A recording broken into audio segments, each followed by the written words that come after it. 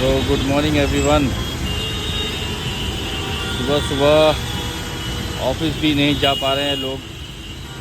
बहुत ज़्यादा heavy rain हो रहा है कोलकाता में, बहुत ज़्यादा हेवी रेन हो रहा है, आप लोग देख सकते हैं। मैं ये कोलकाता का बाईपास ढाबा के पास हूँ। बहुत क्राउड है, पूरा ट्रैफिक जैम है, मतलब बहुत ज़्यादा हेवी रेन हो रहा है। इस वजह से कहीं जाने में नहीं बन रहा है।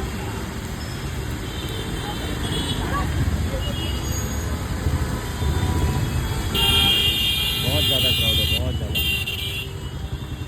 और बारिश इतनी ज़्यादा हो रही है, कल रात से हो रही है एक्चुअली, और आज सुबह तो बहुत ज़्यादा हो गई है, आप देख ही सकते हैं, बहुत ज़्यादा।